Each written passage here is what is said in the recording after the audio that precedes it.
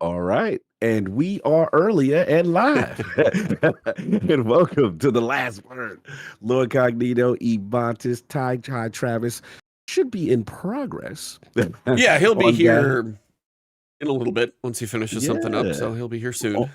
On that Thursday afternoon. Yes. Sun is still out Podcast. for all of us, Yes. actually. Yes. How we doing, E? Doing pretty good. Been Mhm. playing a lot of things. Played all the way through Flintlock. I dropped my review on that one. I ended up giving it about a 7 out of 10. It's kind of one of those where I because we've talked before, Travis had said that like IGN doesn't round up, which does preserve the nature of a 10. You're not going to take like a 9.75 and make it a 10. That's still going to be a 9. A 10 is going to be special. But for me, it's also one of those, if something I think is like, maybe this is a 6.75 or even like not like somewhere in that realm, but it feels like a 6 is not the right rating for it, I will round up on some. So for me, a 6, it's a good 15-hour experience. It's got a couple difficulty levels. It's got some souls action. There's no stamina meter, so I know that's something a lot of people will play with, being able to swing as much as you want. Still got to learn the, enemy attacks. If you die, you got to go pick up your souls or you get them back. There's just some things about it. I also went to go check up just some historic, like, hey, let me go check out an old story trailer to wrap my head around, like, what's happening and stuff. And you check out some of the trailers, like, hey, the game's coming in 2022 or 2023, and we're here in July of 24. I'm like, this has been thought about for a while. Yeah. This is one of those to where, and this feels like a horrible description, but I don't mean it that way. If I was ever to be part of a small studio that put out a game like this, I would feel very proud because generally it looks pretty good. You see like the detail, they use like the meta Unreal for faces. In like some of the close-ups, you can see some pretty damn good detail in there. Combat feels generally pretty good. There's only a couple like cheap shots, I would say, most of the way through. A couple big boss fights, unique environments. Like if I was part of making this and this was, I would be so ecstatic, like to be like, hey dude, I put this game out. This is like, look what I was part of. And it's like small studio A44, and they did Ashen before, Yeah, which was in a smaller game. Interviewed that developer for Ashen as well. I feel like we are getting to the point where we have FromSoft setting the bar really high. Lies of P is the closest thing I have played.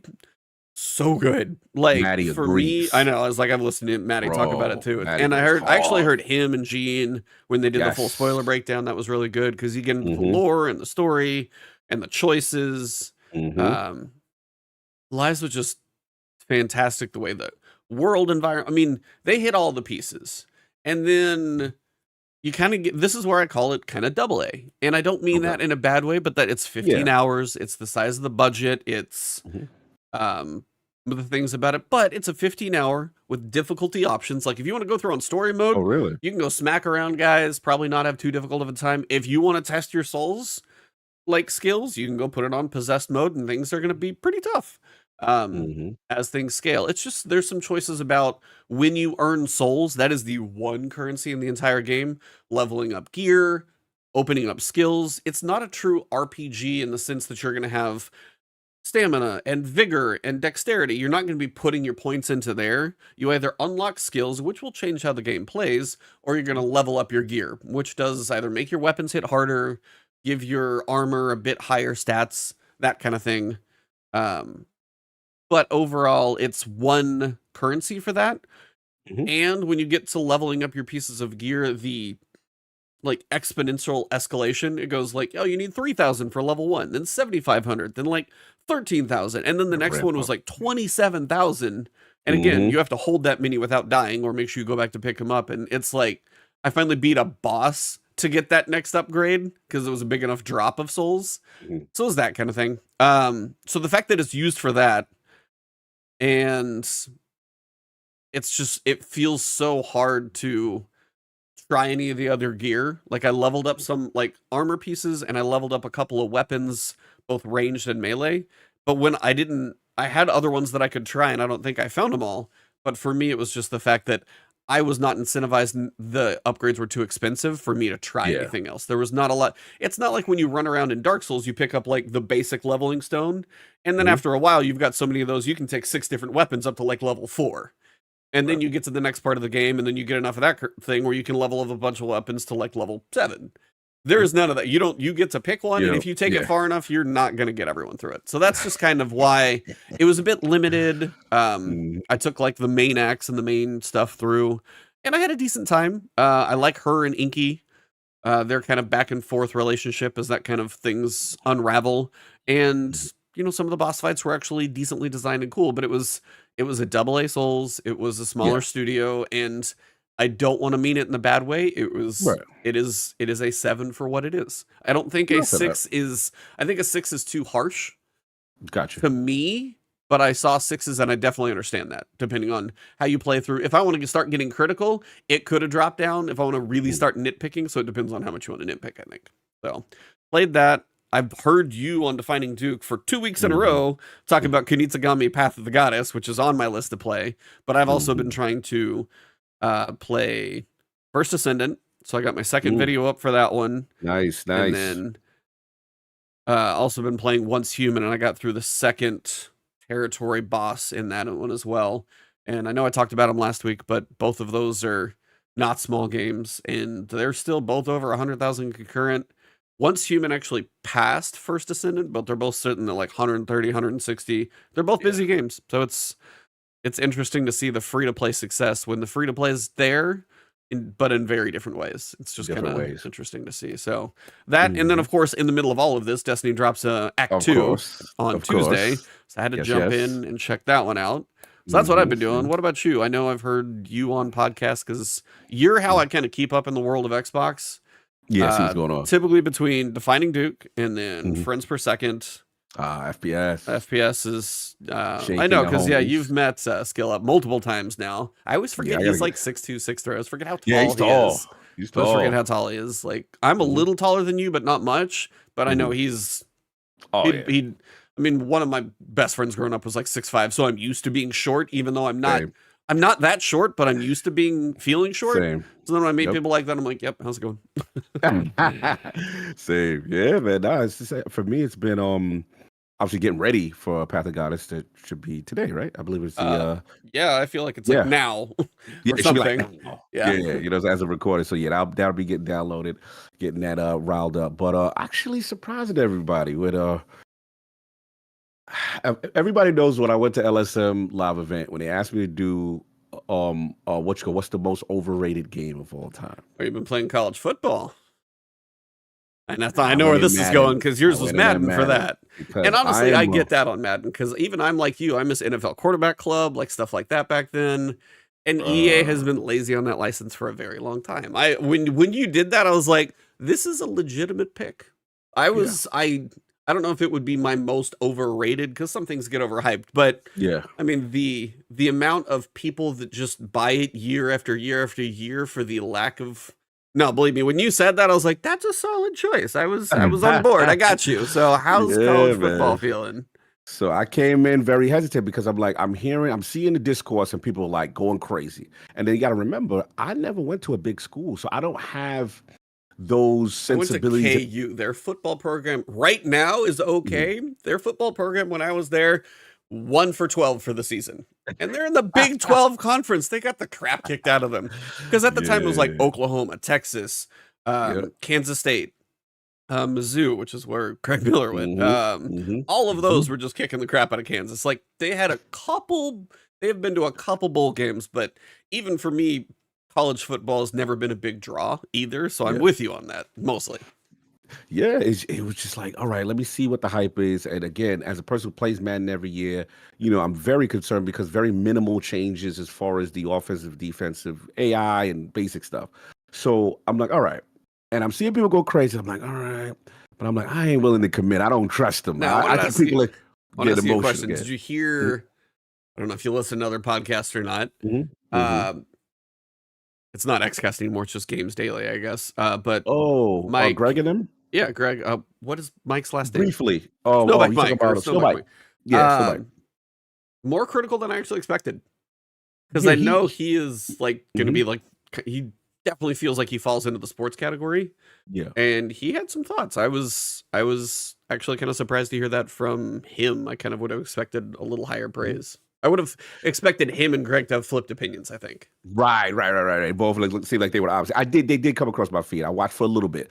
No, look, this is my feeling. As a person who plays Madden all the time, one of the frustrations with Madden is before the ball gets to you or whatever, there's like a pre-canned animation and everything is sluggish, and it's the computer's doing that part of the work, and then you get control. Yeah. Right. So the first thing I noticed off the bat with this game is the gameplay is fast and tight and responsive.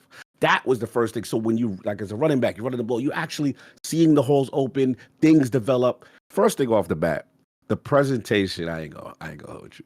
Like I've been to only like maybe 2 college football games in my life. So I picked like Michigan versus Ohio State. See a rivalry well, I mean, game. okay, holy crap, yeah. Right. So Michigan, they're doing it. Hail to the victor. They doing the whole thing. They got the touching of the thing. I'm like, hey, yo, I heard like the themes aren't really the themes. It's just like generic music, though. They're not like the some school of them themes. are. Some of them are, but some of them are a little generic. But what I will say is they've got the stadium, the field, the band during the cuts to the crowd, and like it's a thing. Like they're for the most part. See, I haven't been to a big school, so I can't say for how authentic every single aspect of it. Yeah. But as a casual, neutral observer, I'm like, yo, this is a different feel from Madden. Like this is. I will admit, and then what I noticed is they got this like rivalry meter, like based on, for example, like you're playing in Michigan, Ohio State was on the road playing. So like when you're trying to pick the plays, like they try to show you the strength of the home field advantage in the effect on the gameplay, which is kind of cool. Now nitpick, when they do the close cuts to the crowd, when they do the far away, like they look kind of generic and they look framed. Are we doing console. the basic 2D? Yeah, 2D guys in the stands. Not the 2D, but the basic generic 3D people. This is like if I made a 3D model and then they copied it 100. This is my Blender 3D like sphere sitting on a cone with like arms going, kind of. Exactly. So I was like, all right, I exposed them there, but the gameplay models. It is really tight. It's fun. I have to admit, they've done a lot of things that I could already see. This is the advantage of a franchise that has been gone away for almost 10 some odd years, whatever it is. And they actually have the developmental cycle time to put in the work to make it, look good. So yeah, but I will say this. I'm surprised. Do you see how many? Somebody sent me this stuff, like Matt Piscatella. It was like all these Xbox Series S's are being sold. I'm like, what is going because of this game? And I'm like, I heard somebody talking about this, and I can't remember what show I was listening to. Mm-hmm. Somebody was wondering. It's like I'm wondering how many console sellers this is. How many how many people are going to go and finally be like, I finally got my college game. It has been 4 or 5 years. I've been sitting on this PS4 or Xbox One or PS4 Pro or Xbox Series X or One X. I've been sitting on this thing for a while. I want to play my college football game that I haven't had in 10 years on the new console. Bro, it's happening. And I believe that. Like on both sides, I believe that happened. Engagement was like over 600,000. And this was just like the pre-beta thing, right? Like this is like the early access beta. Then like what was the other stat I saw? That was just like crazy. I saw like basically I saw how many like Series S's were sold or whatever. So what it is it's next gen only, and it's not on PC, which is surprising. So people are finally jumping to next gen. It's next gen only. Yes, it is not on the old systems. So I'm like, because I was like, what? No disrespect, I like Xbox, but I'm like, why are people buying Series S for this? I couldn't, and it makes sense now. Like, lowest point of entry. They want to play the new college football game.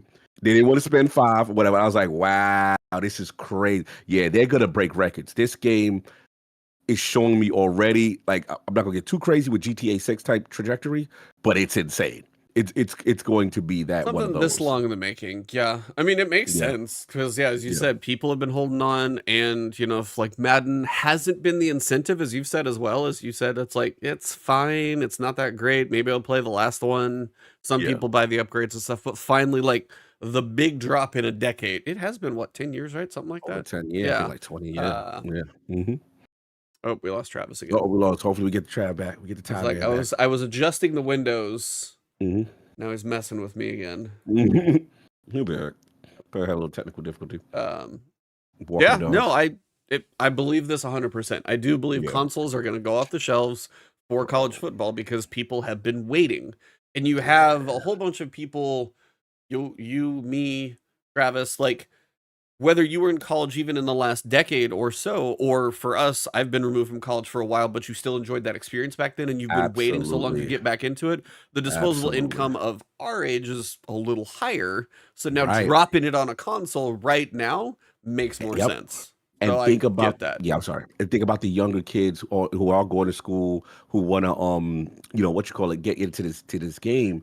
Like, it's a big deal, and I didn't realize the effect and the emotionality of not having a college football game and what it's really doing. But yeah, I've been playing that, and then obviously Destiny. We would get into a lot to talk about that. You know what I'm saying? As far as obviously the storyline, and then what I feel about the gameplay and the weapons and the artifact. I got a lot to talk about there. Shout out to chat, by the way, talking about a little college football. University of Southern Carolina. Is that the US? It's not USC. It's not the Trojans out in California, but Southern Carolina. I want to say that's the Gamecocks, if I remember correctly. It's like a rooster looking. I forget now. So Reginald, you have to let me know if I'm right. USC or Reginald Brown said USC. USC is Southern California, but Southern Carolina, but but if it's SEC. I'm curious if I got the mascot right. I could be totally wrong. And it is the Gamecocks. Hey, Gamecocks. Okay, got a winner. You got it. I don't know all the mascots by any means, but not either. Yeah, it's like Tennessee. I know some of the bigger ones though. Yeah, the only college football game I went to was West Lafayette, Purdue, Boilermaker versus Ohio State, and bro, that's what I realized college football. Like the whole town is involved. I mean, if it's it's a decent sized thing. I mean, KU's got a decent stadium. I went to Kansas, but they are basketball haven. Yeah, they are college basketball like mecca forever. I mean, Allen Fieldhouse is truly iconic. That was my experience for college sports, was going to Allen Fieldhouse, watching a game and not sitting down for 2 hours because you're on your feet because it was like a 3-point game. It was like KU and Texas kind of in their high at a point. But it is insane in there. It is so insane. And that's kind of the thing. Like if you go to like an Ohio State or an Alabama or any of the big college football schools, those stadiums are not. I mean, Texas's stadium is. I've driven by it. They're huge. Yeah. I mean they're second to NFL, but it's just the hype in there is the energy. The energy is kind of energy. So I'm just shocked to see, like I said, what this college football game is doing for gaming and getting people to actually jump to next gen. Obviously, like I said, the fact that it's not on PC, the fact that it's I was even thinking about like how bad people want a college football game. Yeah, I was even thinking about trying what was it, EA Play? Because you get like the 10 hours with EA Play. I did that. That's how I jumped out. Yeah. Bro, get in that EA Play for the 10 hours. But I was thinking about it on PC, but it's not there apparently. So I know it's only console only, which also is amplifying all these days. I'm like, why is this Series S selling so much? What is happening? Oh yeah, it's a cheap way to get in the next gen. Cheap for way that. to get in. Yeah. What's up, Travis? What's going on? What up, guys? He's sitting in the he's getting his left side tan today. So I'm gonna close this window real quick. Get the crows, baby. Like, keep the crows under control. No, shout out to the Reginald. Shout out to back for that. Shout out to Sin. Is that the deal guy? Are you talking about like Deal or No Deal? Like Howie Mandel? Is that what you're asking about? Is Travis Howie Mandel now? Is that where we're at? What's going on, Travis? What's up, Travis? What have you been up to? We missed you last week for our interview with Jimmy. I mean, we had a blast, but I know you were traveling to a pretty fun spot too, so I don't think you missed as much per se because you were in a pretty cool territory, I think. But you'll get to talk about that later. Yes, I was doing some coverage for IGN that will be live later today. Ooh, and it's like not that long. Not that long at all. Yeah. Yep. Nice. But yeah, missed you guys, and I'm sorry that I missed the interview. Who was it you guys were interviewing? Jimmy Myers, the cinematics director. We figured out he's the cinematics director for Bungie as a whole, actually, which has implications for other projects, which is fun. Formerly, what is it? At Infinity Ward. Formerly. No. He gave us a little couple bars. He Oh gave us a couple yeah. bars. So the campfires, like them sitting around the campfire. His favorite game is Chrono Trigger, which obviously works well for me. They had a But bromance it's like, immediately. but that campfire scene is kind of like originates and has some history to the Chrono Trigger campfire scene that we got in now Destiny 2. So that was like a 30-year coming full circle thing. Remember what he said about clothes in cinematics? How Oh, the hardest cloth. thing is Yeah. cloth is having characters sitting down in cinematics that have cloth. So I'm just thinking about like, damn, Osiris giving them hell. Yeah. All the Big damn giant Sundays. robe has to drape I'm down. like, oh man, yeah. Talk about that, and then Excision. You know, I was in my bag. I was like, bro, y'all did that. So like, talked about Excision was Yeah, quite a that was discussion fun. because it was the amount of work involved and like the technical hurdles that they went through to make the 12-person activity happen, to get all of like the characters involved, and then the cinematics. Like they did stunt work and wire work. The Zavala jump with the stasis hand was actually like wire work for the motion capture. They actually did a full jump like that. It was really cool. It was really cool. We had some good nuggets in there. We also finally learned they're not like the storyboard cutscenes. They're called motion graphics, which seems like such a generic term to me. Yeah, But it's like, but it is what I mean. The term. It makes sense, but it also doesn't feel like it does what those are justice. But I get it. And then we also limited. Yeah. Oh no, I was like, and we also got the difference of the CG cutscenes that we get versus anything that is in game is when they want to have the Guardian in there. So the one where they're sitting on the edge with the lanterns, or the Guardian scene with a very specific, moment. I'm not going to spoil in case people haven't played the final shape, but a very specific bright glowing moment. They had to go way more detail because it was in engine than they normally ever do. But if our Guardian was going to be in there, they actually had to go over the top because it was in engine and they didn't just do a pre-rendered CG thing.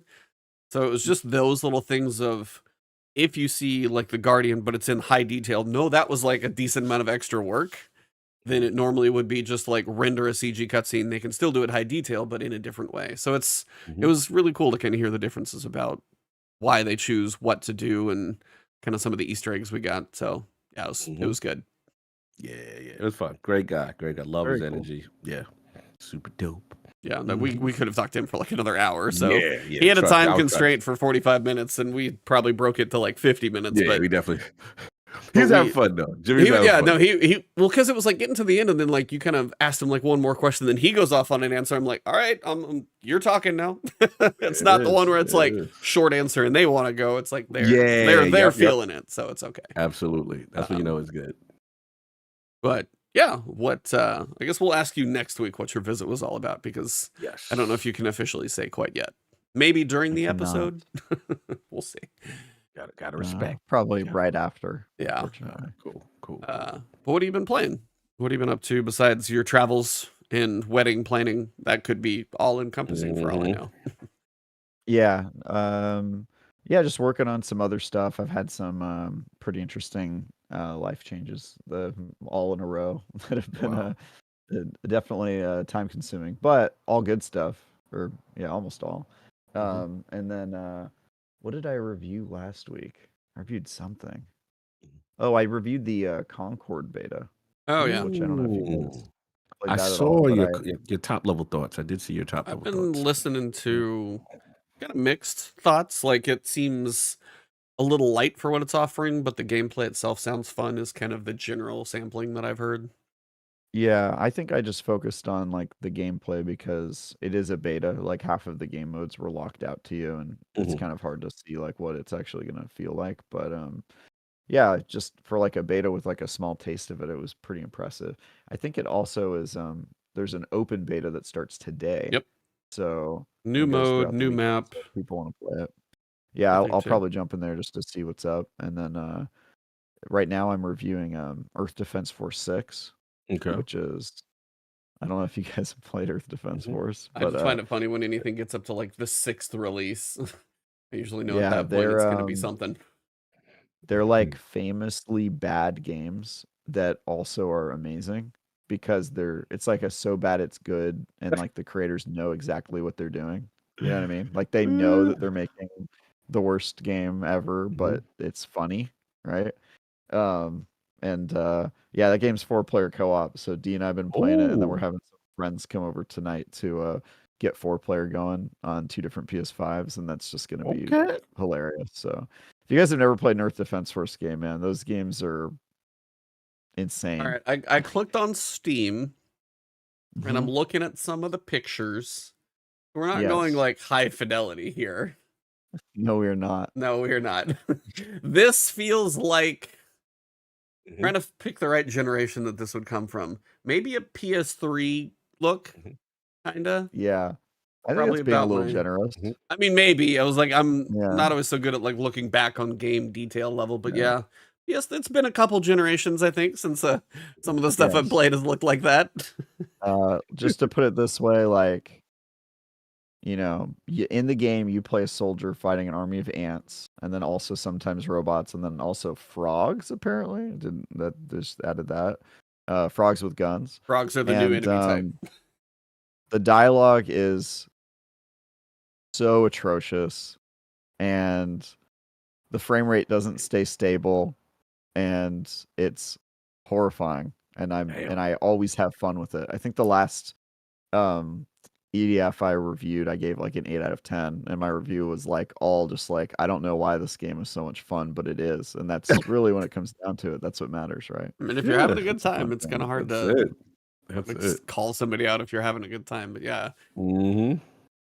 I was wondering Yeah. why IGN would be reviewing something like that I've never heard of, but maybe it's just an ongoing tradition now as you're on number 6. Oh, if you have never heard of it, I think you're an outlier, because it's like it's a classic. Like, Okay. people know about the yeah. It's Well, it's a now good it is game. on my radar. I will have to Yeah. see what it does. I mean, yeah. Like, I'm not saying you have to become a super fan. I kind of was for a while. Like, I used to play a ton of the game, but you should at least try it. It's surprising how good it is.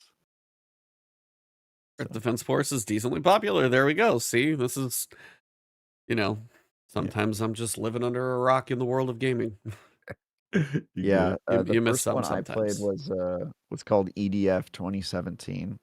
Mm-hmm. Which, Oh. by the way, this game also takes place in the past, which is just so funny to me. It's like the year's 2022, and you're like, what? That already happened, bro. Because back It's then, like a like, science yeah, fiction game that takes place like a couple years ago. Not even like the distance past. It's like kind of recent. It's it's just very funny. hilarious. I love that.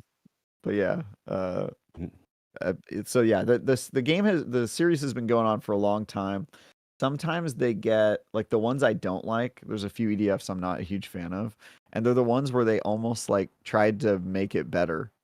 Like they made the game look a little better. They tried to add like actual mechanics to make the game play good, and then it just Mhm. kind of ruins it, because it's sort of like taking your favorite like campy, cheesy horror series and like throwing a higher budget on it, and then all of a sudden you're like, the magic is gone. And it seems like in this one they've definitely gone back to the roots of just like games that look like they cost $12 to make. So Okay. pretty cool. Well, See? I think that probably catches us up on what we have been doing. Mhm. What about our world of Destiny? How much have you guys been playing, jumping into? Did you get to experience everything that Act 2 has to offer so far? The massive content dump that we got for Act 2 week 1? Massive. Yeah, Sorry, am I leading the witness there? yeah, look, you gotta. Look, this is my feeling. So we were debuted. Was it Battlegrounds? Right, the new We activity. got 2. Yeah. We got two. We got two. We got the first one, the story one, and then we got the second one. I'm a big fan of the second one. I think it's called Conduit, the one where you go deeper, but it's It's like the it's all, bigger, it's like the longer sections where you're kind the of going long, down a the lot big of long ramps. diagonals, a lot Yeah. of radiolarium. I like the wideness of the actual map. The enemy density is really good. I always feel like, even though I have my complaints with the Vex they don't have a central, until now it looks like the conductor. Story wise, they haven't had a Yeah. central figure. Combat wise, their crit spots all suck. Yeah, they all suck. Like They're like an annoying enemy to fight. All of them. Very thing. But I always like the aesthetic of their bases, so to speak, right? When you like, it reminds me of Vault. IO had a good architecture. Exactly. I think that's why I'm like, damn, this is the reason why I be liking Vault and Glass. It's something about the architecture of the Vex when you're going deeper into Nessus and all that other stuff. So look, we moved the story along. Obviously, I am curious as hell to see where they go with this Osiris and Saint Anger, and I really like it. I do like the fact that they're challenging him. Like, you sure you pulled the right Osiris? Like, you pulled the right Saint Osiris? Like, I like that angle. Like, are you really you? Which timeline has he been pulled from? And I think it was one of the better, somebody said it was a Discord message, but it was kind of like you go to the terminal and you hearing this conversation, and it's like, yo, when we first met on the 15th, how did it go down kind of energy? Like, when you first told me you love me type thing. And Osiris is first like, yo, it doesn't matter. Like, why? And then he finally gets Osiris to say it. And then he's like, nah, bro, it didn't go down like that for me. This is what happened. You said it this way. And so now he's really disheveled. This confident character that we used to, being who he's like, yo, I feel like I'm a copy. Like, the conductor's either manipulating, or I'm curious if they go this way. I doubt it, but if this ain't the real Saint. And what they do with that. So I think it's a fun angle. Now, as far as everything else, this activity is repetitive as hell. Like, we have to do it way too many times. That's my first thing. And weapon gating feels bad. Like, we all know, damn it, we here for this sidearm. We know the mission. Yes. We know the mission. The call told us what the mission was. We need the solar version of this, heel clip incandescent, or whatever combination you want. And they knew we wanted it. And they said, you ain't focusing nothing. And they said, at least not till next week. You're going to do this damn activity 30 times. My other beef, that damn NES sample. Why do I have to keep running for the chest to get the chest percentage is so low. Then they're like, okay, you finished doing that 12 times? Now go in the breach protocol. I'm trying to remember, because I literally walked through. No, I was like, I did it. And like the last section where I thought it was going to be the powerfuls and the energy, I did that in one breach executable, I think, but I'm trying to remember what took the multiple runs, because I thought something did, but I was trying to remember what part. It was basically get the material, but it says, oh no, you had to open the chest in the helm. Open the chest you had to open the chest at the end of it. It was only counting for the new arena stuff. If you did it in the story one, it wasn't counting, but if you did it in the actual node, then it was. And the chest percentage is like, wasn't the greatest. I'll just be honest. Now, okay, which activity were you doing? The Battleground or breach executable?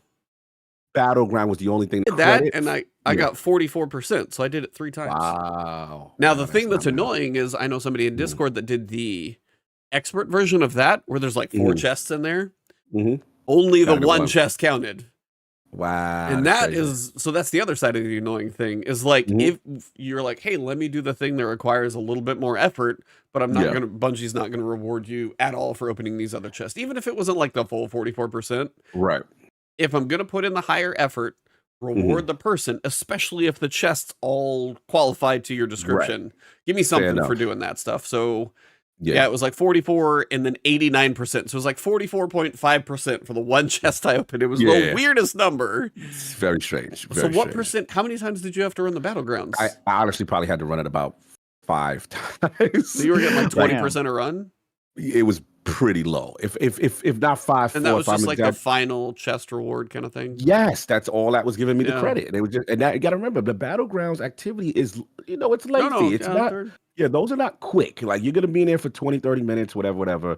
And that was my only issue. Now, the other positive I do want to say that I have to give them credit is I like the new artifact. I like the sniper. The solar... it's sniper god mode. Like, how do you not like it? Just snipers cranked up to 11. It's been a minute. And to have either heavy sniper, obviously Whisper the Worm's eating right here. If you're using a call, that's eating right here. But snipers in general with that new stack it feels good. It gave me some old school vibe and anti-barrier sniper, Yeah. which is really fun. So it felt good to play snipers again, that kind of thing. But other than that, yeah, look, here's what it is. We're gonna see where they're going with this conductor thing. But I just don't like.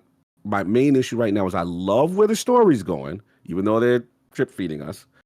I just hate how much repetitiveness of the activity to advance certain things. I don't even mind the little botany stuff when they like hit the thing and go get the little plants. And I don't even mind that. It's just how many times I got to do the damn activity. That's my thing. That's where I'm at. Travis, how you doing? I feel like this whole season could have been an email. I mean, we were talking in Discord like Tuesday a little bit, and I was kind of going off a little bit saying something similar. Pretty much, I feel like so far, we know there's a collective thing to worry about. That's it. But that was told to us as the thing landed, and there seemed to be some kind of threat on Nessus. So in 4 weeks of story, 7 weeks now of game time, in game, we still don't know basically anything. We know that the conductor is a thing. A thing. Yes, we have a name of a thing. Conductors conducting.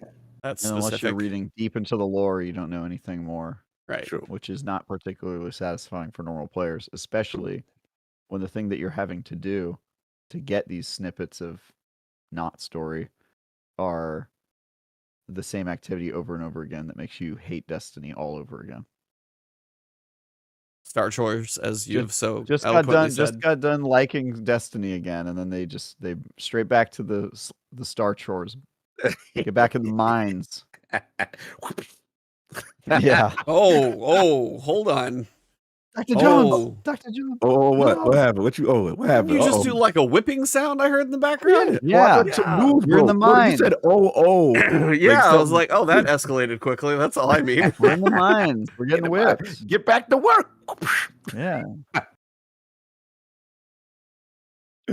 Yeah, no, I feel you on that. And that's the thing with the episodic model right now, right? And we're still act away from the actual where they give us the season binge mode.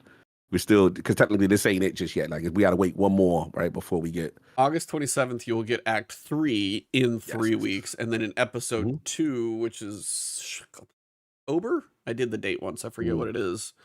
Yeah, that's when supposedly Act 1 should drop all at once, and then Act 2 will drop all at once.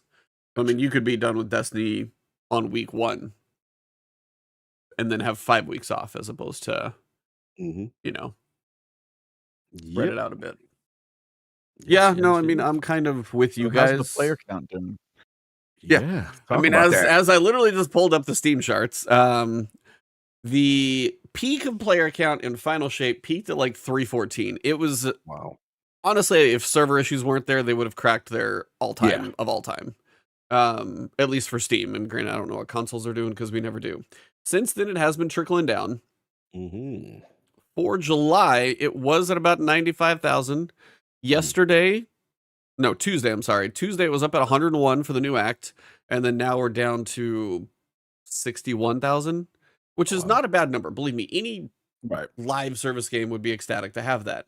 Granted, this is a new act, and you would hope the acts are these influxes of players.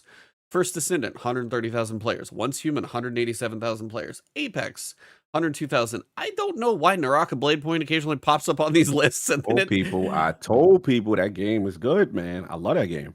Game's great. But it won't be on there, and then all of a sudden it's like on 4th, and then it's down. So it's like there's some weird stuff going on with like they do content drops. They do big drop. They had a recent big drop. So to say the least, there's been a drop off, and then if you go check Twitter, which is an echo chamber in and of itself, so you can take all of this with a grain of salt. There were some tweets that people are not thrilled with the episodic model, calling it basically renamed seasons, filler. Glad was not happy. He pretty much just said he wants a new game, calling for D3. I saw that. Yeah, the vibes on the episode so far, not hidden for quite a few. I mean, I even saw, I can't remember which creator it was just like, well, day 2 of Act 2 and nothing to do. Another creator that I know, I like hung out with him in person for a little bit, and we had him on previously. He was just like, I'm not really feeling a whole lot of content for Destiny right now to make, and everybody's got different variations of what they're doing.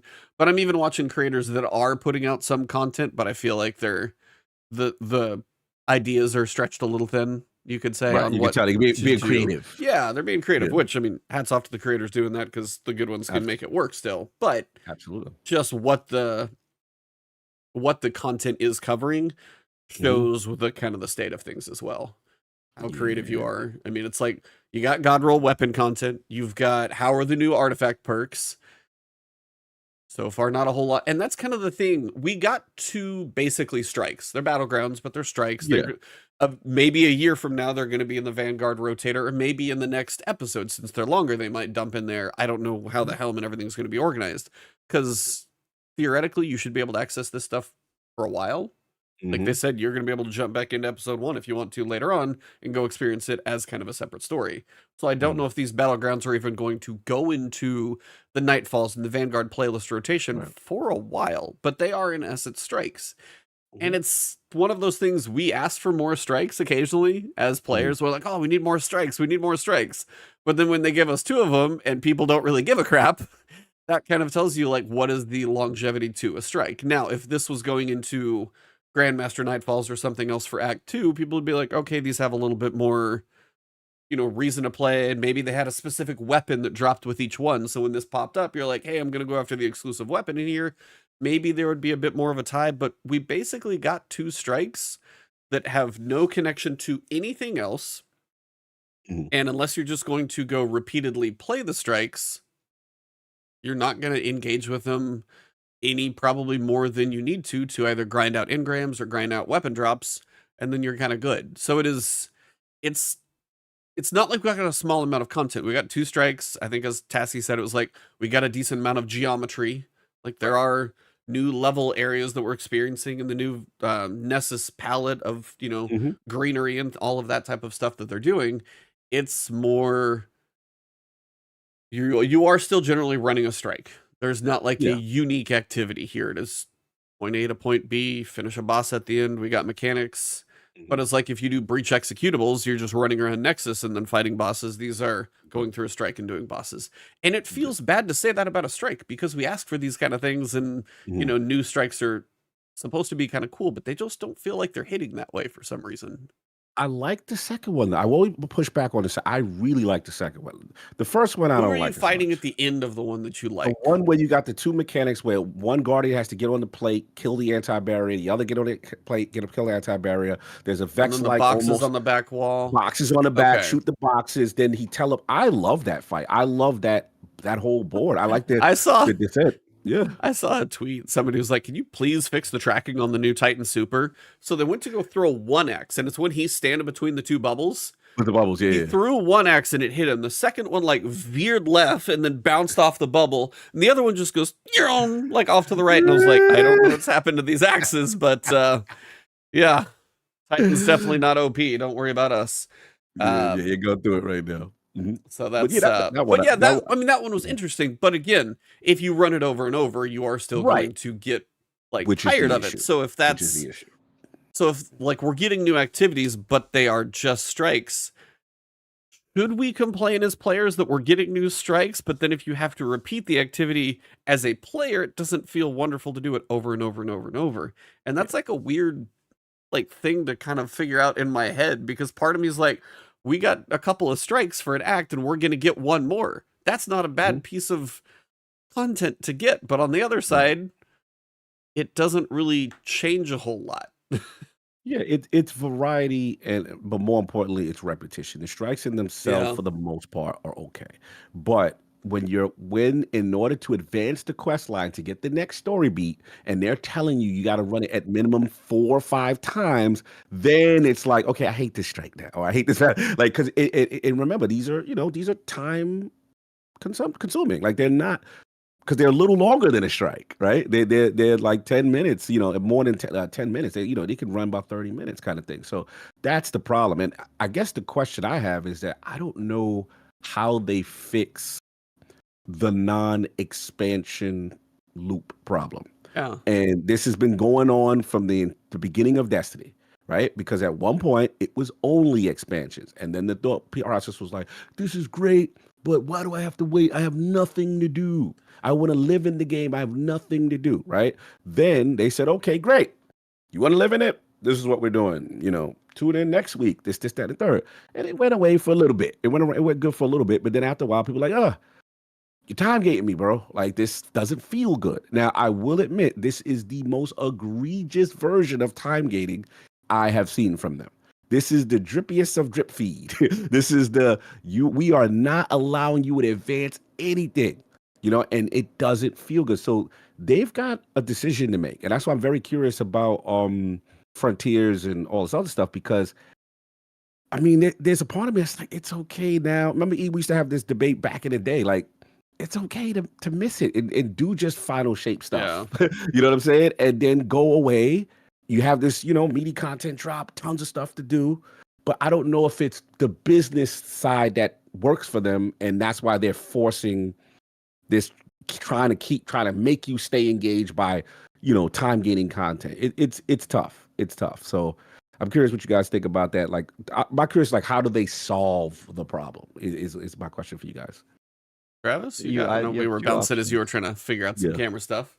Yeah, sorry, my camera keeps breaking. ElGato as a company should burn to the ground. I disagree, but that's just based on experience, so that's fair. Brought to you by Last word brought to you by I was like, half my setup is like all this stuff, and it always works fine for me. But yes, my setup is permanent, so there's a difference in that. I will always give you that.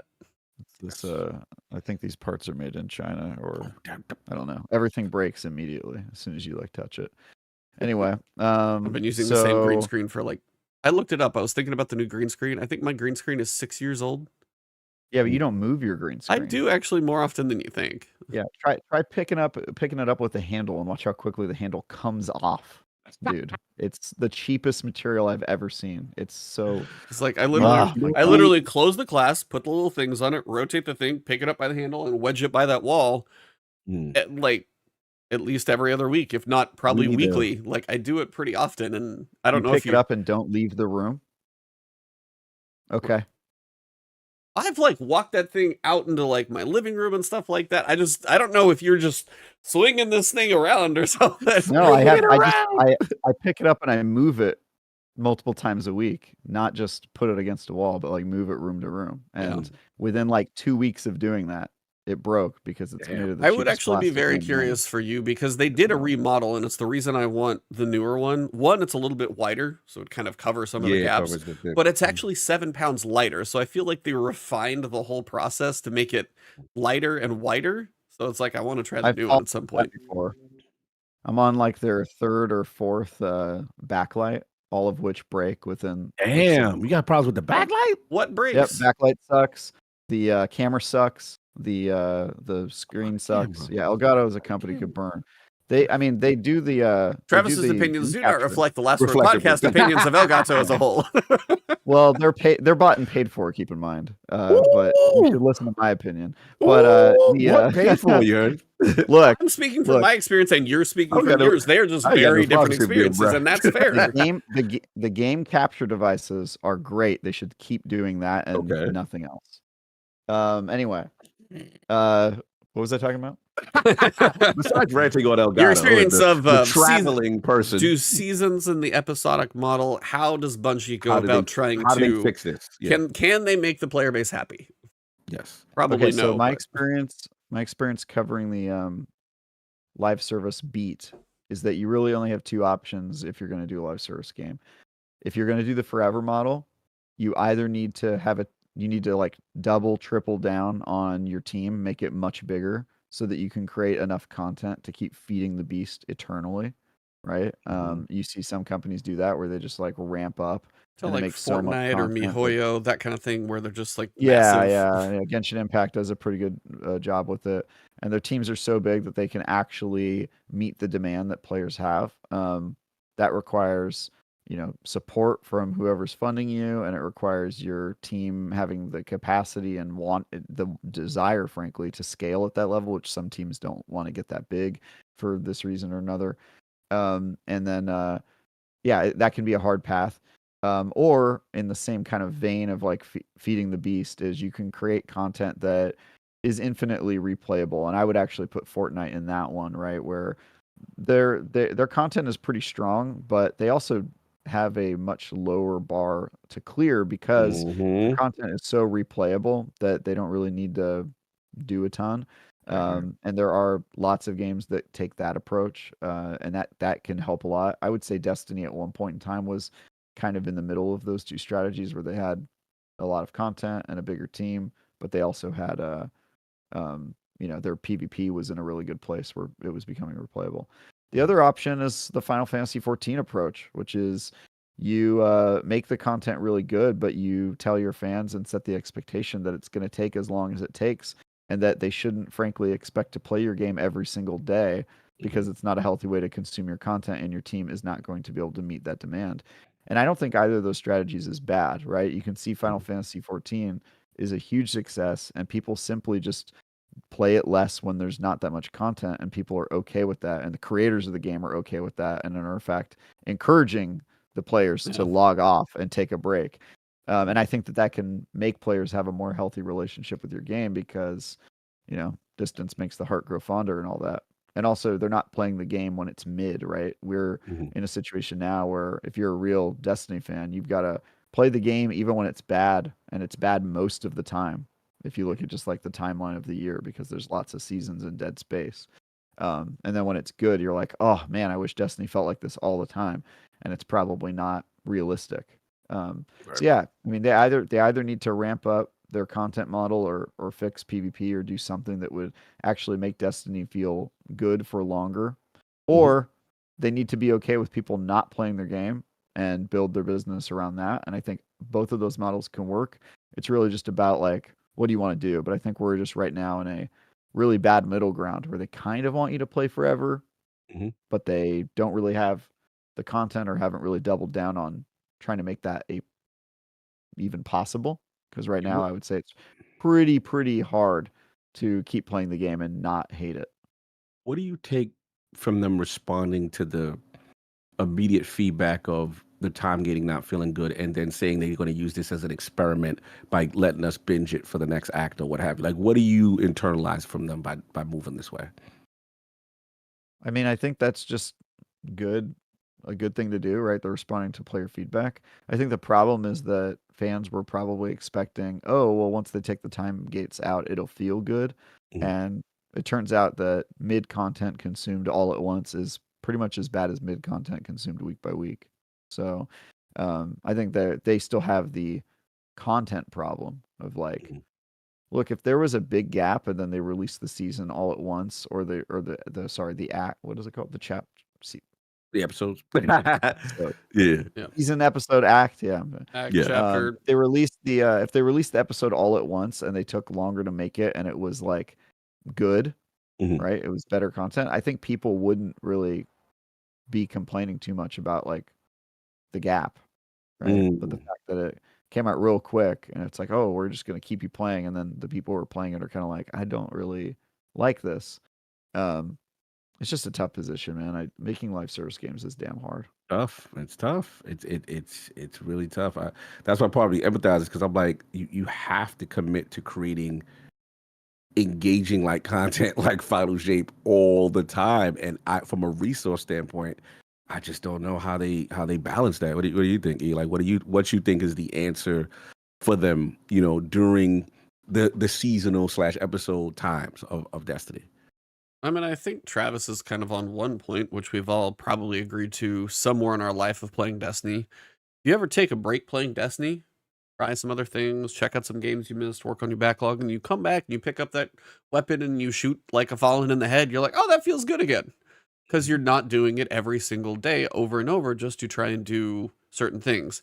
So I am kind of curious when we get to episode 2, how the 6-week influx 5-week break, because in that first week you're probably going to be able to knock out whatever the story has to offer and work on grinding your guns that first couple of days if you go hard, that first week if you spread it out a little bit. If you don't go grinding for every single pattern and stuff like that, the story will be digestible in a day or two for even a casual player. It's not going to take you too long.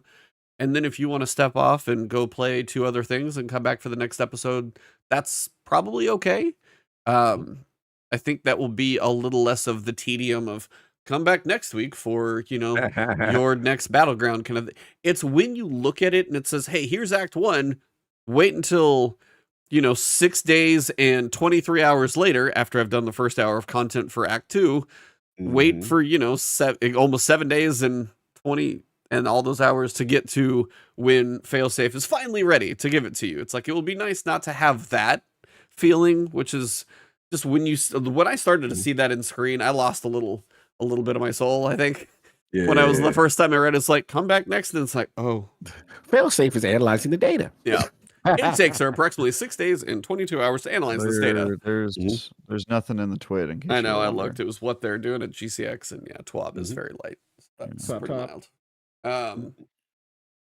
It's weird. I mean, I've played World of Warcraft. It's got the similar model to Final Fantasy 14. Big expansion, a lot of content, and they'll put different scales of difficulty in there. So like the hardcores can go hardcore a lot, and like really grind out the minutia and min-maxing and stuff like that. I think that's a hard thing that works for games like those. And as I'm sitting here playing random stuff like First Descent and even 2, when it comes to min-maxing... How'd you like that, by the way? It is... I've got like, I don't know, 80 hours, 90 hours, 100 hours in it. Somewhere in there. I haven't looked at my clock in a little while. I've got a lot of hours in it. Certain things about it work. Certain things are extremely grindy, as I know you mentioned in your preview. And it is to a point... in your review. Yeah. The 5, I understand. But I will also say for somebody who hasn't touched much of like the looter shooter genre, to not pay a dime. And then if you are one of those people that it's like the grinds are almost cathartic. Some people, like, I feel like my brother's almost one of those where if you give him something to grind for that he can just do, he will do it. And then eventually if that drop happens, you get a little bit of that like, kind of slot machine jackpot feel. And some of those drop rates are extremely low. I was just trying to unlock Freyna. I think she was the first toxic one you can get by doing some of the reasonable grinds. And I had to redo the patrol or the escort. And it was like a 10-minute thing that I had to... God, I hated that one a lot. And it's like, those are annoying, but then there's some you can grind out and it's like a 3-minute, like, defense, pop the guy, go run, do it again. And I did the, like, 2 or 3 times I did that strike for Freyna. That strike. I must have had that part already because I didn't have to do that for her. That's the only one I didn't have to do. Has 2 shielded bosses that, like, are time shielded that take a long time to take down. I had to do that 50 times. 5-0? 5-0, and it says it has a 20% drop rate. See, okay, I didn't have anything hit me that bad yet, but I've heard people like and you get to some of the end game, and that's where I think something like Once Human versus First Descendant, both being free, but both being very different. First Descendant, if you get through the campaign and then you look at what the end game grinds look like for the energy activators and stuff like that, that's where I think some people are going to be like, yeah, I'm probably not putting all of that in there. So I think like for a free-to-play campaign, it's fine. I enjoy the classes, the abilities, the shooting has a nice little crunchy tactile feel to it.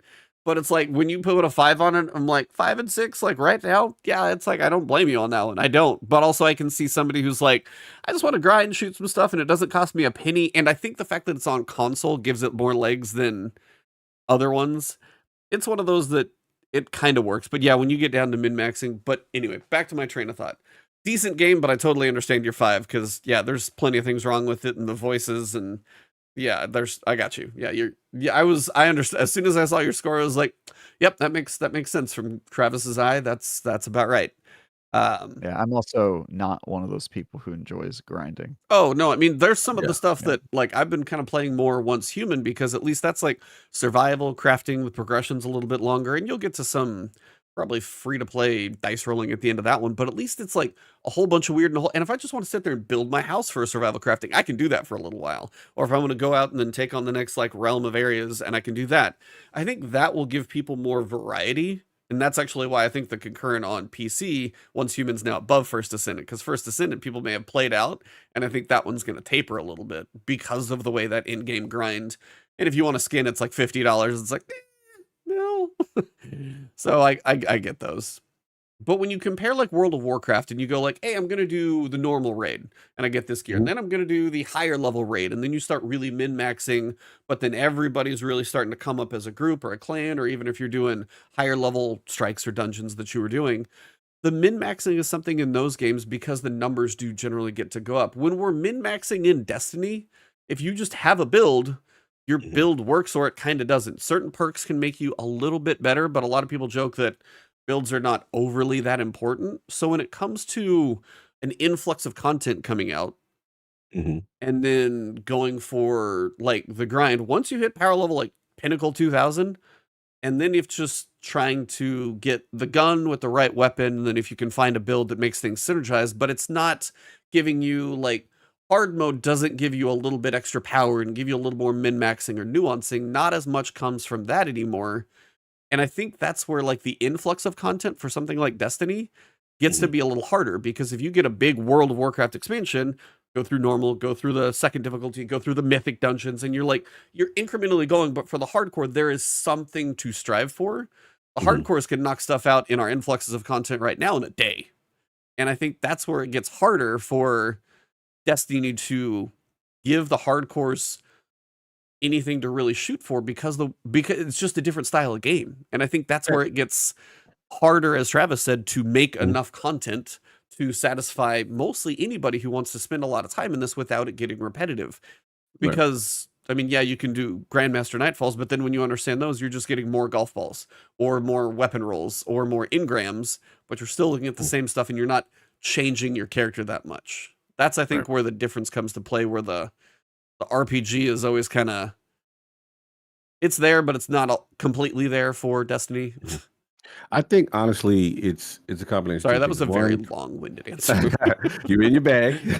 No, look, I think it's a combination of a 10-year plus game and the natural fatigue that comes with that, in conjunction with, we have to be honest, we represent, I think Reginald kind of said it best, like that 10/5% crowd that's going to be able to consume this content and do that difficult content fairly easier because of our experience. And a lot of the newer players, they will struggle to get through that stuff at the speed we do. So they have the constant problem of trying to have to balance for a casual base in conjunction with satiating their core, which kind of keeps the game alive and keeps awareness.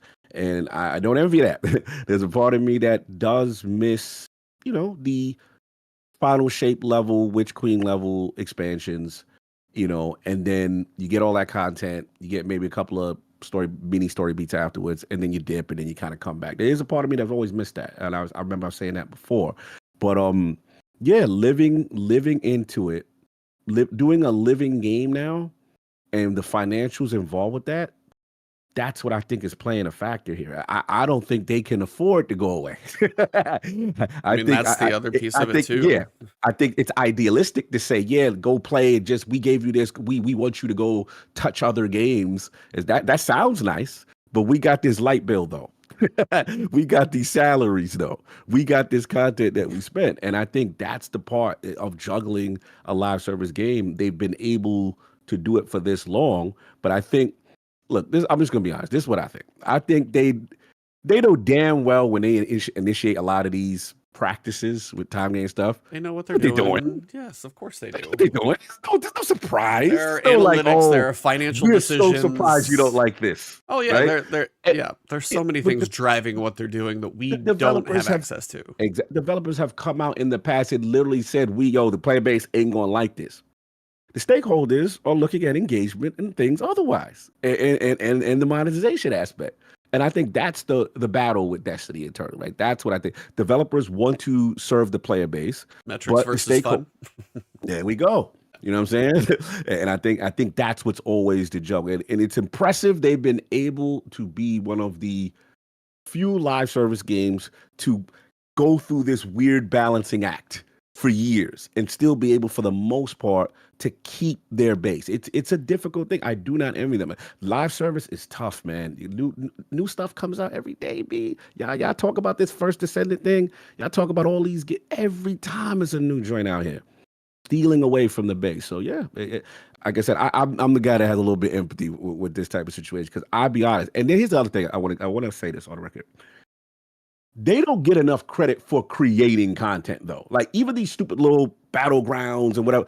Every year you creating new No, stuff for this that's base that blazes out and says, "Yo, we're not done. We're done with this. Is whack. We need more." Like that's hard. no, Video game making is difficult. they have been very Yeah. consistent to, like, even in the past couple of years, seasons have had better activities with the deep, and then they're experimenting with styles and all of those types of Mhm. ideas. It's the way you can have a fun idea, Mhm. but if it's like, I feel like many times, like, these are strikes. These are basically strikes. Yeah, And glorified big they've, boy strikes. Mhm. not even big boy, Yeah. really. I'm just talking about as far as like density, They didn't even size. feel that crazy to me, I guess. They Okay. didn't feel, I mean, even so but it's also, we've had the test of, hey, here's a card system that we had in Season of the Witch and how that Right. can kind of play into runs. We had Season of the Deep with the little mini Mhm. roguelike, and then we had the little bit more of like rolling and trying to get. So they have a little bit more mechanic stuff that they've tried, but we always kind of get like the beta test of these things. And I know development's not an easy thing to do. So if we get a couple of strikes, maybe it's less mechanic heavy, but there's more geometry to build. So I don't know what's easier to build and what isn't. That's a question for a Mhm. developer, of course. But it's also, as Travis will say sometimes, it is just star choice. It is running Yeah, a of strike and course. shooting guys in the head, and whether it's not much of a challenge mentally or you just run the same thing. And that's kind of thing right now. What did we get on Tuesday? We got Mhm. 2 strikes that you're basically you're going to shoot stuff. There's not many mechanics. You mentioned the boss that has some little ones, but you're just going Mhm. to like repeat strikes over and over. So it's like I could have the same experience if they just said, go run the Vanguard playlist and build up some engrams, but you can cast the Right. Vanguard engrams in here, I would have a Right. very similar experience to what I'm having running Mhm. the Battlegrounds. But now I just get to play 2 of them over and over and over and over and over with Right. less variability, as Right. opposed to, hey, we put these Battlegrounds into the rotation. If you want to go play some strikes, you could see these in Mhm. rotation, but these will count too. Otherwise, you Mhm. can play these over and over. But either way, right now, maybe Vanguard strikes are also dropping weapons for this season. Stuff like that would even give you a chance to mix up how you do stuff. And But then it's just, people gonna say we running the same strikes, B. You have no, us I do know. the And you same can thing go again, run the new B. stuff if you want to. But if you want to go run Mhm. other stuff, you can also get the seasonal things. Sometimes I feel like they want you so focused in the helm director's Right. screen I got what you're saying. that they don't allow a little bit of variety that could happen. I mean, we have all these Mhm. like, patrol planets that I feel like they could crank the difficulty up on and have fun with some stuff in there, but I know that's probably like old code and changing. But even just like, Mhm. hey, go through the Battlegrounds and the Vanguard playlist. Hey, you want to do the Vanguard playlist? You might see those in there too. But right Mhm. now, for this act or this episode, the Vanguard playlist also will sometimes drop seasonal weapons. And seasonals are just so confined to their stuff. If they Mhm. spread out where those things could drop, like they don't drop as world drops, they don't drop from Vanguard anything. They don't drop anywhere else, so just your chances at other stuff feel limited. So then you really do Speaking of repeat which, it until you hate it. exotic class item. Well, that's a That's my whole beef. that's a That's thing. my beef right now. Yeah, the sourcing there. But no, I get what you're saying. I get what you're saying. And then the ultimate thing comes down to kind of what Travis said earlier, which is the only way you solve that is you're gonna have to completely invest in hiring more people to develop the substantial content like a final shape with that kind of stuff that is needed. And I don't know the finances of these. What is it? I don't know, the $1 billion company. I don't know how much is Bungie's worth these days, but I don't know how that works numbers wise. That's my concern. I think we have to be realistic that even though yes, I want better. I'm not saying yo, I don't want better. No, I want better, but I have to be realistic. How can they do that and satiate it There's an and be easy way. profitable? What'd you say? I'm sorry. Easy way to do better is to just do less. That's what we've learned from Bungie over years is like if you give them more time to cook Right. and players just take a little bit of a break and they come back and the content's good, then they come back and Bungie is successful and makes money. And so, Mhm. if to your point, if you think the economics don't make sense for them to scale up and make Mhm. more content, we just learned via Act 2 of this episode that more mid content doesn't feel better than time gated drip fed mid content. And so I say take longer breaks, make the Mhm. content better, with the staff that you have and be okay with players not playing, and they will like your game more, and you'll probably make more money because they won't be. Here's my pushback though. Probably I make more get what money you're is saying with probably where better. there's an analytics person that That's says, the way the analytics guys. and that's the thing we will never know as Yeah. players. But as like, there has to always be a balance between the analytics and the fun, because the fun gets too bad, those analytics are going to suffer too. And And as we you gotta said, they've remember I don't that banned. think I don't think Bungie knows or has like data on this. I really don't. D1. That's what I was about to say. D1 is the data, because D1 is literally the opposite of what we're doing now. D1 would be, we would get the substantial drop and then nothing for a long time. And the base was irate. We want more content. Why is it taking so long? That's what I'm saying. Like literally, we've role reversed from D1 to D2. The spaces between Taken King and big expansions. That's what D1 was. And then they said, okay, we're going to satiate you guys. We're going to give you this new model, and that's when it started. So it's a tough. I think this is one of those times. D1 was a very, very different game. It's also a very different landscape for gaming, I think. It was a different landscape for gaming. It was pre-alpha and omega seasonal content teams. It was just, they had a whole different business model in a different landscape. So I think Bungie is operating under the assumption of like, what we have now seems to be mostly working for us. If we changed it, it could be worse, right? They're acting out of like fear rather than like leading on the issue. But I think if they have to make a decision, right? Because I don't think the solution is keep making your players annually hate your game for 9 months of the year and then release content that's really good, and then they love you again, and then the cycle begins again. Maybe they're okay with that cycle because they just assume players are being whiny. But it doesn't feel good, man. And if you want better content, I think something has to change. I feel. Listen, Travis. On the core level, I feel you. I think that, like when E brought up the numbers right now, right, and it shows, what is it, 65, whatever it is, and we're like, damn, that's a drop. They were at 300 something thousand. I think part of them look at it like, in this live service era, if you're out the zeitgeist and you go away, you're out of here, bro. I'm just being honest with you. It is very difficult. Look at Halo Infinite. Halo Infinite is popping right now. If you look at it, a core level gameplay, all the things that's added, everything that's at this stage. But they went through that period of no content, going away, couldn't produce it fast enough. And people are like, okay, you're good now. We don't care though. We're here now. And once you lose that player, they're not coming back. You don't have enough time to consume what I consider these sinister 6 games where they just want you to live in it forever and be part of it forever. You know what I'm saying? Once you lose it, I think there's lots of examples that prove what you're saying is not accurate. Because games go away and come back all the time. Like they do it all the time. Of a successful one as Destiny that goes away and is still high engaging. Like Final Fantasy 14, every expansion. Final Fantasy 14, yeah. Where's the engagement? I mean, y'all show me the metrics. I would love to see the play. I mean, No Man's a Sky. ton of it on PlayStation, so we won't know. But it's like PlayStation, Final Fantasy 14 is funding Square Enix, so it's got to be doing all right. Yeah, I really think that there's a lot of examples that show that like games are cyclical sometimes, and even if you're making great content forever, people are gonna get sick of your game or get distracted by other games. Elden Ring comes out, your player base is gonna go down, if you know what I mean. And then people come back when the content's good. So I think I hear what you're saying, that like you risk that, and I think Bungie's thinking like you are. They're thinking like, well, once we get locked out, who knows if we'll ever come back? Why take the risk if we can just keep players engaged? But I think that there is value in the idea of like, we have to manage burnout, right? Just like if you have an employee, you want to give them vacation time so that they don't get burned out and quit. And I think that there is a relationship with the players where you have to respect their time and only make them come back when you think that you have something that's worth them playing. And I don't think Bungie is doing that very well right now. And so I would love to see them come up with an employee PTO plan for us Destiny mains. Unlimited paid time off that you never use. Yeah, you have unlimited paid time off, but nobody uses it. He said Star Chores is a job. He said we need PTO. I do think we need PTO in Destiny a little bit. As long as you don't say PTSD as well. So it doesn't even need to be. You could drop the P. Just give me the TO. You know what I mean?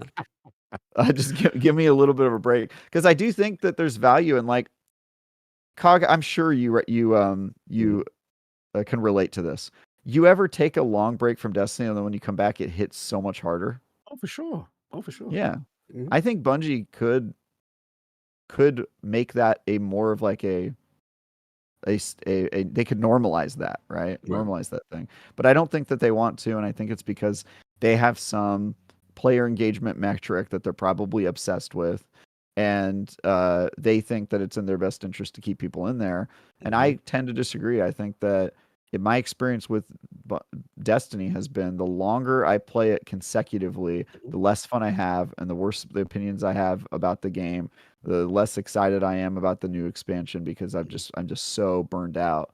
And it's really not until they give me really good content that I come back online. Yeah, that's the play. So, That's the I hardcore don't know, player man. experience. I'd love to see them take that risk, but I do realize it is a risk, which is probably why they're not doing That's it. probably why they're doing it. And you know what I remember? I remember the I think it was the FTC leaks where Microsoft was sizing up all the potential acquisitions, and Bungie was on it. And I was looking at like the pros and cons. You know, one of the most successful franchises. You know, got live service, but then they had in the negative bullet point. It was like their burn rate is not good, and they were talking about the financials and stuff, and like, how much they really making, kind of thing. And I think they basically the cliff notes was like they may have an overinflated value of themselves in terms of why Microsoft was considering not acquiring them at one point. This is prior to the Sony acquisition. So it is interesting how they thought about. And then obviously the elephant in the room, I mean, we got to talk about it. Shout out to Jeff Grubb. I don't know if y'all guys heard it. You know, we're out here as the player base cheering. Final shape, y'all cooked it, y'all did it. Oh my God. From what I'm hearing, they still in trouble. That this board is going to get taken over and borged and assimilated. I mean, as And big it as did they not- are for Yeah. what, 1,000-person studio or bigger. I don't even know what the numbers are. I heard like 14 went down to like 11 or 1,200, whatever it is. Yeah. They are not a small company. So obviously they need to do some pretty massive numbers. Like, I don't know how big Insomniac or Santa Monica or 343 or Machine. I don't know how big most of those studios are. I don't know a lot of studios that you hear about that are 1,000 people. Now, granted, they are working on Marathon. That is still unproven. Yeah, like Blizzard, Activision, those are going to be bigger.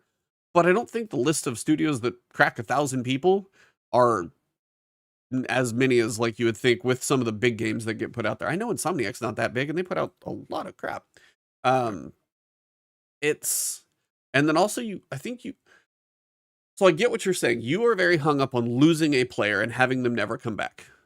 That is something that you seem very hung up on, but I mean, you've said it multiple times as you've been sitting here talking. Part of it. Yes. Okay, Part of then, it, yes. so that's one of the main pieces, is losing a player. There are plenty of people in the Discord, plenty of people that you know, I know, and probably otherwise, that have had the moment where they lost the player for the other side of the reason. They got bored, they got monotonized into leaving, and they're just like, I'm tired of mediocrity. Yeah, and that is absolutely. a point to where, again, this is a delicate line. I don't have their analytics to know why they do what they do. They are a business, they are in it to make money. Apparently you're saying it's not working.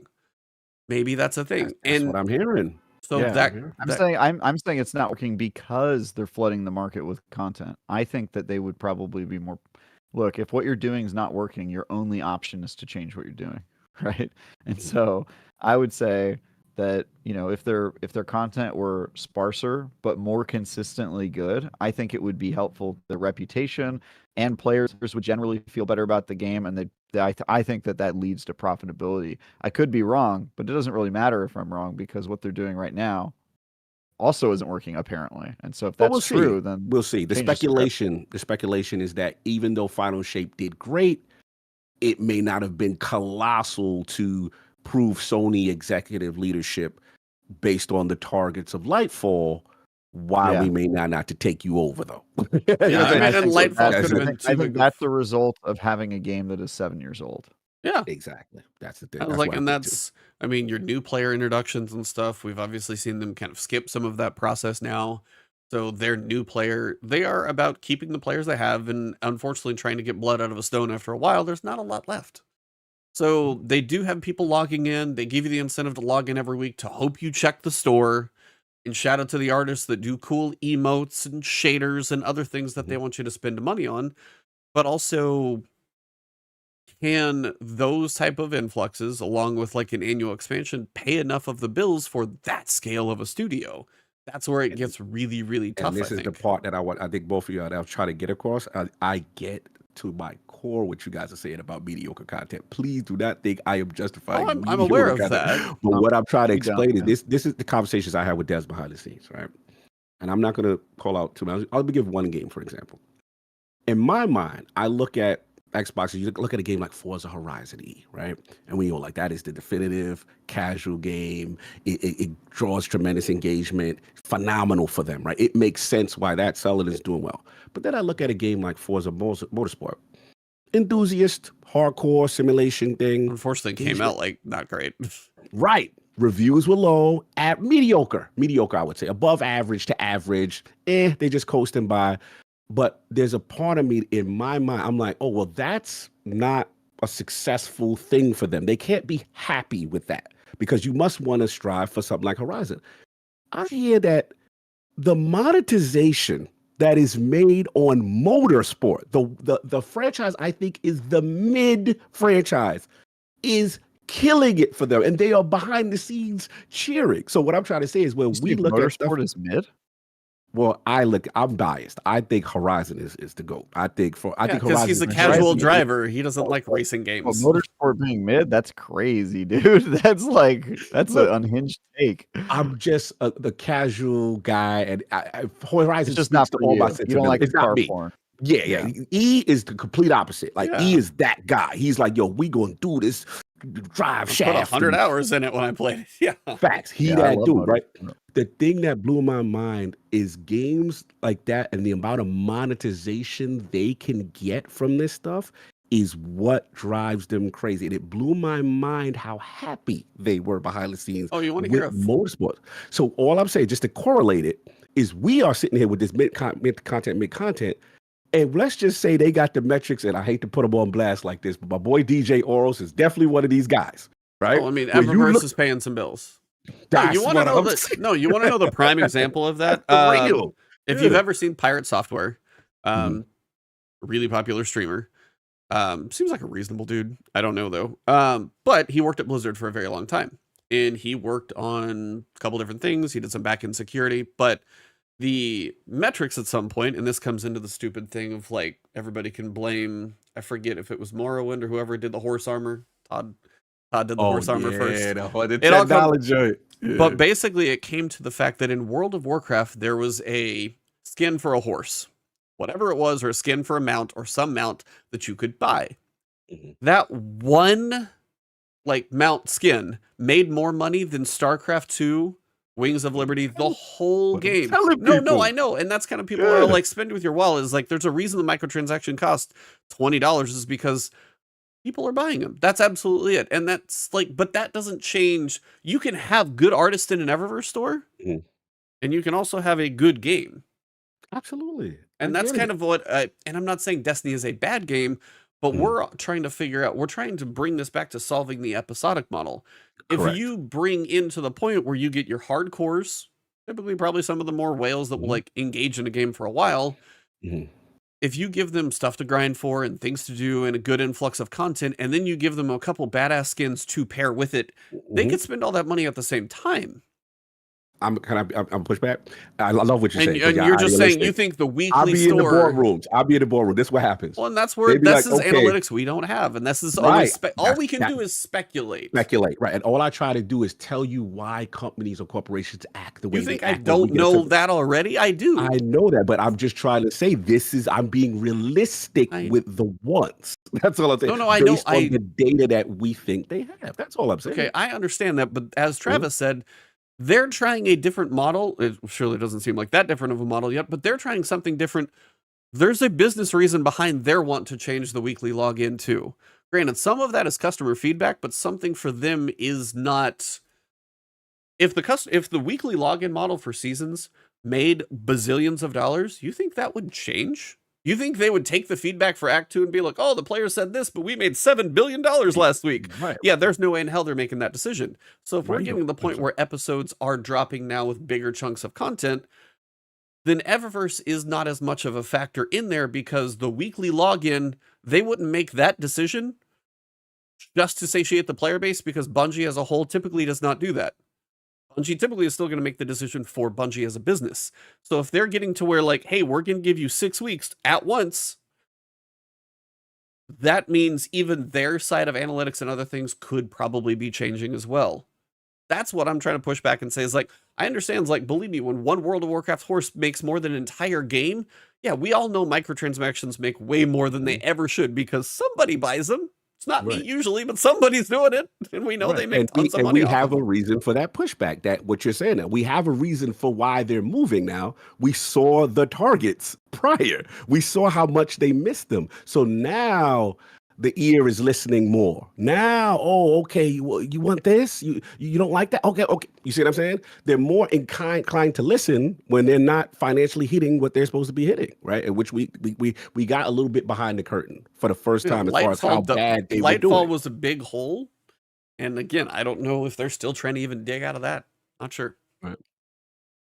That's the thing. Yeah, we don't know. That's the data points. Sorry, Travis fall asleep. Travis gonna fall asleep over there. It's early for me, or it was. I know. No, but I mean, it is right now. Games are hard. You'll see. I mean, alone making games and making money off of games is hard. Sorry. Could probably word things a little better. Travis had quite an expression. For the audio listeners, Travis was like, "Oh, that's some words. That's fun. Those words. It's like the dog head tilt. Huh." You'll watch even games like Alone in the Dark is one I watched recently. Came out, had David Harbour, Jodie Comer, decent little story game, remake of an old game. That studio is closed because that was not successful. Making games is really difficult to make money. So it is still the business side of things. And yes, free-to-play games. I don't pay anything to jump into First Ascendant, but if they sold a bazillion of those freaking bunnies... You pay so much of your time. Do what?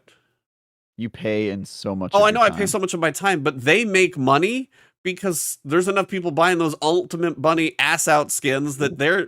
Like, you log in, and sometimes you log in and the camera's like pointed up and it's just ass everywhere. Yeah.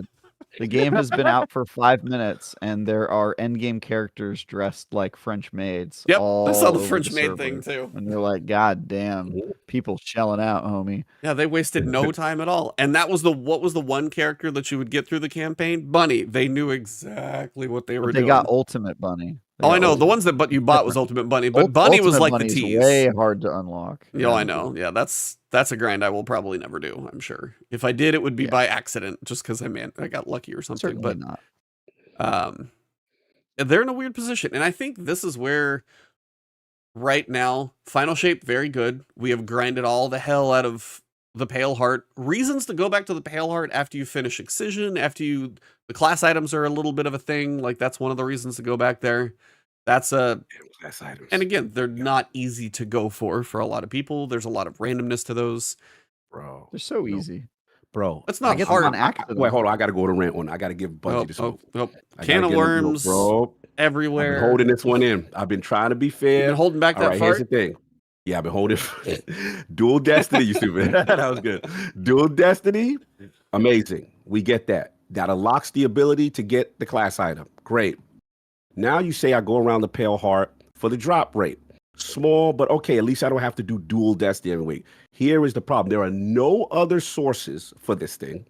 There are the combination possibilities in each column to get what you want. But they want you logging in for metrics to keep you playing. Right, of course. We know why they're doing this foolishness. But here's I got the Spirit of Necrotic and the Spirit of Verity to drop. What are the chances of me running this thing with the low percentage of getting it and getting the same item 3 times? I've had some duplicates, man. Bro. I've had some weird RNG duplicates on that thing. Like one of my slots, I've had the same thing like 4 or 5 times in a row. Like a lot of mine, and I have only probably had like maybe 10. I feel like 4 have one of the same perk in every slot. Right. I hate that. I'm not really feeling the Pathfinder system, but more importantly, please give us more. Now that we've unlocked it, give us more sources where exotics drop, where the class item drop, please, because this is brutal, man. I've never even seen Spirit of the Star Eater. I'm still grinding for all these combinations. I've never even seen half of these perks yet. That's how bad it is. The drop rate is awful. There's no drop rate protection. So, all right, my rant's over. No, it's like, I mean, if Pathfinder on Pale Heart is not that bad. If you want to run around on Pale Heart. Pathfinder for the for the other stuff, for one, it's buried in a corner, and two is really like tedious. So I don't love that. But Pathfinder on Pale Heart, once you unlock Dual Destiny, maybe you could pick if you want a sword or a class item if you finish one of those. Damn sword. I mean, you got enough. This is where it comes down to, you got enough RNG going in. Do you want to be trying to grind out Ultimate Bunny, or are you trying to go for a class item? Because some people feel like those drop rates are about the same right now, which is not great. One is free, one is paid for. Fair. I don't know. I mean, I don't have the answer. I feel like a lot of people were excited about Pale Heart. They finished that stuff up. We're getting the slow weekly drip of 4 weeks worth of story that nothing has overall happened. You have like the side drama of Osiris and Saint talking to each other. I don't know. We don't have a clear idea of what's still happening on Nessus 4 weeks later, which I don't feel like should be happening. So that's not sitting well. And then the future of Destiny, codename Frontiers, we don't know what that is. The whole game base, the whole player base of Destiny does not know what happens after Revenant and then whatever the other episode is. And you're muted, by the way. You're still too quiet for it to catch. Yeah, it's Destiny 3. It's Destiny 3. Ooh, Frontiers, baby. That's my theory. I mean, I think that's what a lot of more and more people want it to be that.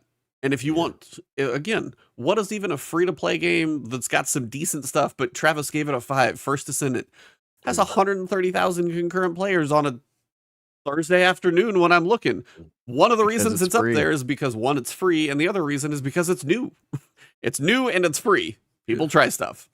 So what they do with whatever comes next, it's kind of hard to get excited about it. They want to sell the episodes, but we don't know what is coming next. And I think that's one of the bigger things right now, that people are like, if this is all we're getting in codename Frontiers, we're not entirely sure. People aren't excited about like, hey, let me grind out this other stuff for the future of Destiny.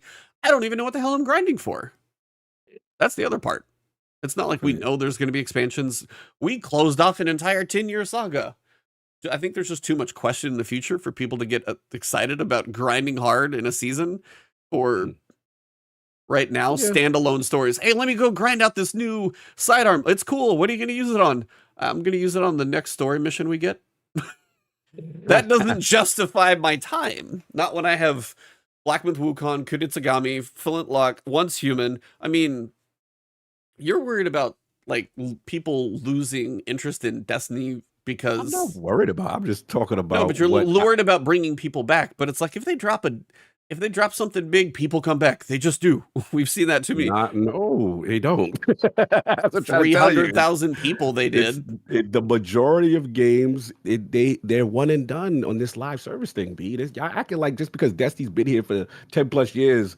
We have many graveyards of games. I know we do. That have said that come out strong. Yes, and they go away, bro. Like we can't act like this is the thing. That's what we're normalizing it because they've been successful. They've been one of the few that have stood the test of time. That's all I'm saying. I just think if like they announced a D3, pre-orders would be big. If they drop a D3, that would definitely break D2's record. I mean, that's what I think they need at this point to keep things fresh and new. I think we need a D3, and if we don't get a D3 with Frontiers, if Frontiers is something else within D2, which is what they've said, by the way, so I'm not keeping my expectations otherwise. They've said D2 is still going, but if it's not a massive change, say lots of things. I know. But I'm just saying, if it's not a massive change, 7 years, 8 years, how many more years are we going to be grinding strikes and seasonal content? At this point, we don't even have a big bad villain. The biggest thing we know of is casual. I still have casual gamer friends who have tried to jump into Destiny 2 at multiple points and hit the wall of the really bad player introduction. Oh, yeah. And I have multiple friends who will text me every once in a while and be like, "See, you're on Destiny. How is it?" And then I'll be like, "Oh, it's good," or "It's bad," or I'll say whatever, and then they go, "Yeah, I'll hop back in it when Destiny 3 comes out." Yeah, I hear that too. Like casuals just assume Destiny 3 is happening, Mhm. and they have no interest in getting into a game that's like 8 years old. And I think it's I think Destiny is looking at it like, oh, it'll be like Dota 2 or World of Warcraft, and people will just play our game and they'll play this one forever, and we'll never have to release another game. And I just don't know if that works with this game in particular, because it had so many issues and they're really not good at our onboarding, which is kind of their Achilles heel for growing the game. Yeah, Frontier, like, I mean, even with like Travis's review for a 9, one of the reasons it got to a 9 is the enemy race that we got. We got a brand new enemy To race. pop bottles. Yeah. And if we're gonna go through what is Frontier, I mean, Awesome One said it in chat. Is like, we better have new enemies, new mechanics, new location, no reskins. It's like, we have seen. I mean, we just got better devils. We just got better devils with Final Shape. Like, we're at the point where we're. Oh, yeah. I mean, we've seen Hung Power Jury creep. 4 times. Yeah, Power, oh, yeah, like absolutely. this. They have squeezed everything they can. We're right there. Yeah. I'm with you. And I'm it's- with you. I'm with you. Yeah. You know I've been on that train. That it's Yeah. time. I'm just curious to see if they actually. DJ Oros can't keep funding Destiny 2 Yeah. forever. He's gonna run out of money eventually. I don't know if he's made of money. Maybe he's got that billionaire money and we He's just don't know it. tried. I feel like his No, No, calves he's would not be. made of money. I feel like his he's not calves made of would be money. better He if he just- was made of money. So I mean, He's not made of money. He just he takes shots when he plays Destiny. Yes. That does not lead to good decision making. okay, yeah, that's fair. Alcohol is one of those Oh, things. They have meetings for that. No, I'm just kidding. He to likes to DJ. party. What can I say? Also, Yeah. shout out to DJ Oros for Yeah. including me in his raid groups. I got the raid exotic last night. So Nice. I'm Nice. Nice. Oh, that's the homie. Salute. Yeah. Good kid. Destiny has Fucking been Destiny. Destiny has made it through its 10-year journey. There are so many people that never thought that would happen early on. When D2 launched, you could have been like, you're going for 7 more years? No. And they landed that plane. We talked to Jimmy last week. Way better than we ever could have hoped for. Like the 9 out of 10 for a finish and all of that stuff. We're just like, damn. At this point, we are in maintenance mode, it feels like. And until proven otherwise, which so far episode 1 hasn't really proven that, I feel like Bungie is in a no-win situation until they show how they're going to win us back. And I think that's just like, it's tough because there's not really, I mean, they made 2 strikes. We asked for strikes for a long time that we didn't get. We got 2 strikes and people are like, I'm bored. I'm like, They're if not you do strikes. that, they're Battlegrounds, but they're basically going to go into the Vanguard playlist, which is the Battleground Strike playlist. Yeah, but Battlegrounds are like bad strikes. Ooh, good take. Spicy The- take. Spicy. They just take. it's just that they Strikes they felt more reuse areas. iconic. Yeah. Do you guys remember the story missions where we'd go through the level backwards? Yeah. That's like in mirror Destiny mode in 1? Mario So Kart. they would take a Oh, yeah. map and then you'd go through it the other way, like you're doing a Mario Kart track in Yep. reverse. And that's what Battlegrounds feel like to me. It's like you go through the same areas. A lot of them areas you go through in other strikes, and then the boss is either a clone of an enemy or just like a generic Centurion. Because to me, a strike is like I'm going through a new area, and the boss is going to be a new enemy I haven't seen before. That's Mhm. not just like a reskin. They just of took an the scaler and they're like, hold on, let existing me go into Photoshop. Just make Yeah. him about 250% bigger. Yeah. Patreon, the remix. I just Patreon, don't the- think like, yeah, I think that's why the Battlegrounds don't feel like incredible. Like, Mhm. I love the draining the Radiolaria Lake. I thought that was a very clever way to kind of reuse the area, but you go through the rest of it and you're like, oh, this is kind of identical to like last week's story mission. Like they're Mhm. basically just, and I get it, man. This content's hard to make. It doesn't mean that they're immune from criticism. You can course, still of course. say Yeah. Yeah, you this can is say that. not enough content for me to be interested and keep playing your game. So Yeah, it's like somebody's going like the through radical building ones. the geometry, placing the enemies, making sure the AI functions, scaling up that enemy to turn him into a boss in Photoshop. No, I'm just kidding. I know it's harder than that, guys. Don't give me that. Can't just be like, boss. Sometimes they are just bigger enemies, though. It is funny, though. I think it would really throw me off sometime if I just saw like a big ass goblin as a boss. Not a centurion, not a hydra, just a giant goblin for a change. I would be like, I didn't expect that. That would throw me off, and you'd probably have a comment about that. But It'd be hilarious. yeah, recycling assets is just not that entertaining. And it's like they use, the Vex palette, and it's like, is the Vex palette that we see in this episode gonna stick? Right. Is it not? Or is it just only when you do that activity and then the normal Nessus planet still lives on its own? That's the whole live service that is not there. It's not like, hey, you're going to go to Nessus and all of this stuff is there because we've changed up the destination. No, you go into the Helm in these instanced areas that they can kind of box off, and then Nessus still stays the exact same way. Giant supplicate boss torpedoing towards the power. It's just like, and it just has like 2 billion health and everyone has to fire on it. Hilarious. Yeah, just get throw some wrenches into things. I think that's like I was hearing I think it was Maddie talking about Sekiro, and then he said the demon boss from like Dark Souls boss. There's one boss in there that is not like a Sekiro boss because a lot of Sekiro is all about deflecting, and there's one boss that is straight up dodging, which you train yourself out of so much in that game. And he's like, that stupid boss. I'm like, but throw me off occasionally. Don't have everything be so predictable. It's like, oh, we went through a strike, we went down the ramp, we shot the boxes, and then we fought a centurion, or we fought a captain, or we fought. Yeah, and that's why the dread was actually nice, because we were fighting subjugators that totally threw me off. And then we may not see the dread for the next year, because we're going to see Hive, we're going to see Scorn, and they're out there. So it is that weird debate of, do you also think that if they just developed everything and then dropped an entire episode, say we get to episode 3 and they're like, here's 9 weeks and this thing lasts for 18 weeks, here it all is. What are you shaking your head for? Don't give it. Shaking your head to answer your question preemptively. No. Do you want to eat flavorless stale crackers 1 week at a time, or do you want to eat it all at once? I don't want to eat the whole box of saltines. No, what I'm actually asking is, this is more of like a development thing. Instead of like live service, the implementation of rolling it out, I feel like some of that stuff is still in development while we're getting to it. And I feel like if they did, you think it's just all just slowly and they're moving on? Okay, then yeah, I won't even ask what I was going to ask. Because that would imply that it takes a week to make like that content, and there's no way that it probably would take them a week just to get the VO done for those voice recordings you listen to. So are we going to go back? So it was like, so what is the amount? How I'm trying to figure this out to ask a question. Are we going to go back to the Destiny 1 level of what like Cog said, where we're like, now we're getting 2 mini expansions before something bigger? Is that the size of content that can be big enough and high quality enough that it feels good to play? That way we're not eating the box of saltines. They actually give you like a family sized box of Oreos instead. Like this is the better. I think that would be the smart thing to do.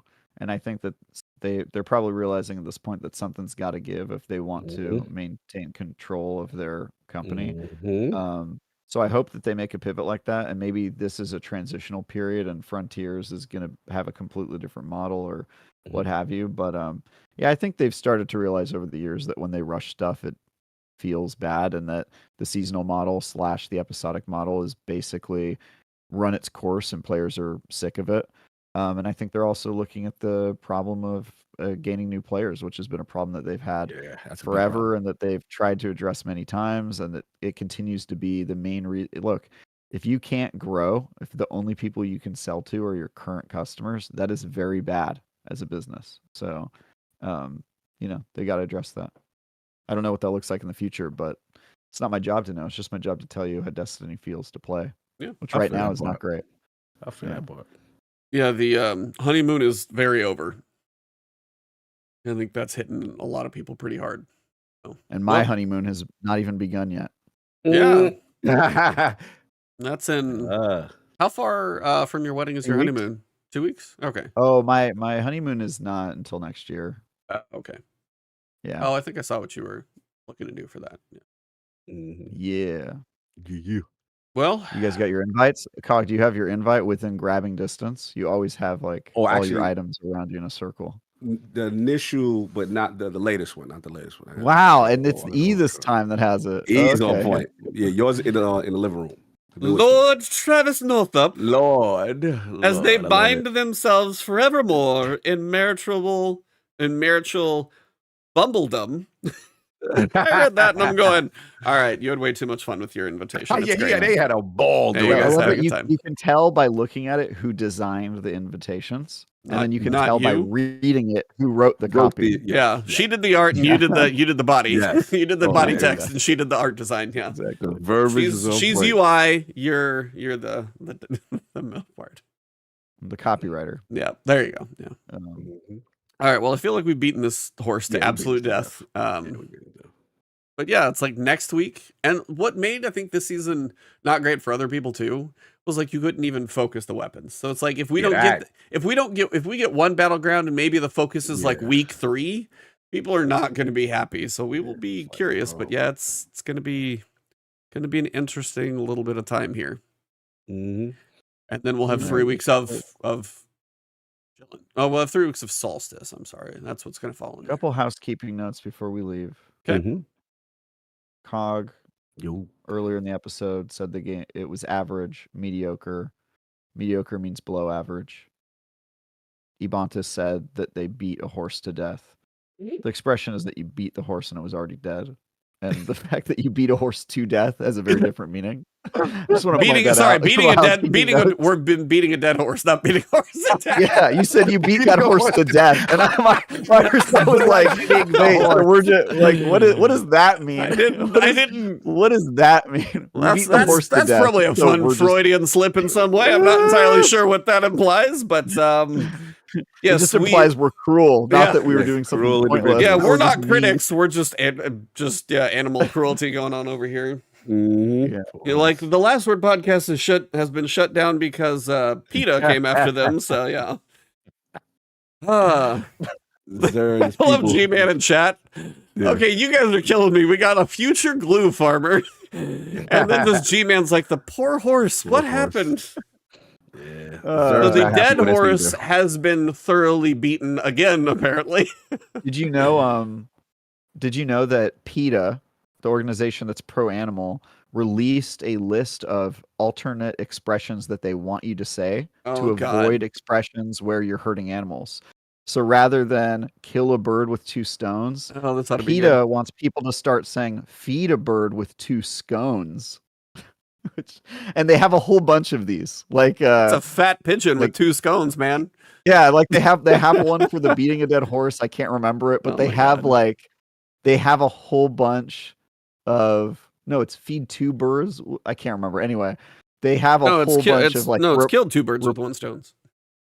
Yeah, but I think theirs is like feed 2 birds with 1 scone or something like that. Oh, yeah. But anyway, they have a whole bunch of like replacement sayings, and it actually made me realize that a lot of our expressions are about animals and animal abuse. Skinning a cat. You like we have there's more than one way to skin a cat. Yeah. There's like a lot of expressions that are kind of related to like hurting animals, which is kind of weird. But anyway, that's just humanity in general. We're pretty dark. I mean, kick a dog. I honestly just down. think they're old. Yo, we do got a lot of pour salt in an open wound. Like we're just pretty dark in general. Yeah, like we have a lot of expressions. Anyway, nobody's gonna say any of that stuff, PETA, but I do think it's funny. Who let the cat out of the bag? Yeah, why the cat in the bag? It's like, when I was in college, back in my day, when kids would say gay, like, oh, that's gay, and it was like an expression, and they were trying to get people to stop that.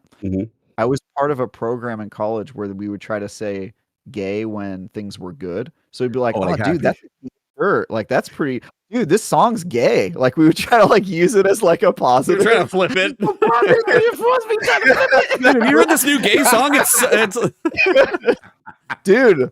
Yeah, dude, that party was gay last night. That was sick. People are looking at you like, and it was like, and it was. You're gonna be getting a few head tilts out of that one. It was not. Let's just say this. It was. Oh, this stream is gay. This stream is so. This podcast is so gay. This podcast is hella gay, dude. Oh my lord! Damn it, Travis. Anyway, that's. I don't even want to know what the. Yep. It's the hot tub party. SB, not like this. Hey, yo. Oh, That's the place to end it. That's the place to end it. We got to get out of here, y'all. all right. And on Last that word, it got bombshell, good. episode number 303. Travis, good to have you back. Cog, it was fantastic. Chat, you literally killed us. Thank you very much. And on that bombshell, this episode, it has been Last the word. last word.